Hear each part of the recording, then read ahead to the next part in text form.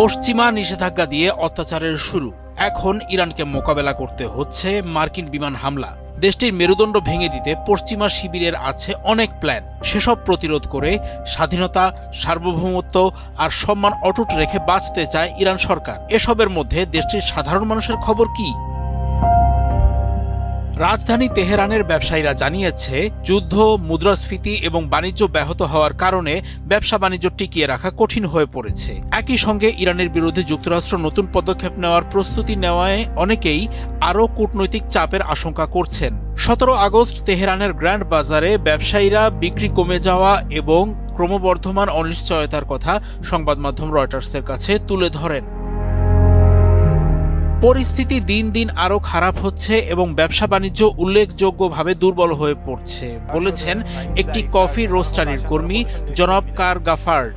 হেশমাতি নামের এক মুদি দোকান কর্মী বলেন, যুদ্ধকালীন পরিস্থিতির কারণে অর্থনীতি আরও নিচের দিকে যাচ্ছে। অনেক দোকানদার ব্যবসা গুটিয়ে নিতে বাধ্য হচ্ছেন।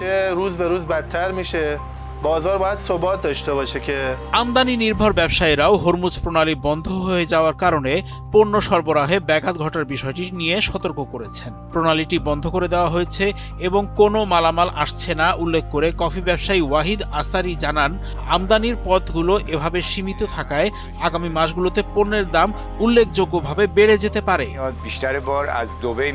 মার্কিন প্রেসিডেন্ট ডোনাল্ড ট্রাম্প গত 14 আগস্ট ইরানকে অর্থনৈতিকভাবে কড়া ধাক্কা দেওয়ার অঙ্গীকার করেছেন। তারপর মার্কিন অর্থমন্ত্রী স্কট বেসেন্ট তেহরানের বিরুদ্ধে নতুন পদক্ষেপের ঘোষণার আভাস দেওয়ার পরপরই ইরানি ব্যবসায়ীদের মনে এমন উদ্বেগ জেগেছে। স্থল করিডোর এবং কাস্পিয়ান সাগর ব্যবহার করে পণ্য পরিবহন চালু রাখার চেষ্টা চালিয়েছে ইরান, কিন্তু সেই পথগুলোও নাকি বর্তমানে চাপে রয়েছে। সেতুগুলোতে হামলার ফলে সড়ক পথে পরিবহন ব্যাহত হচ্ছে। এতে দেশটিতে পণ্য আনার খরচ ও সময় দুটোই বেড়ে যাচ্ছে। যেসব পণ্য আগে জাহাজে করে ইরানে সরাসরি আসতো, সেগুলোকে এখন দীর্ঘ ও ব্যয়বহুল পথ পাড়ি দিতে হচ্ছে।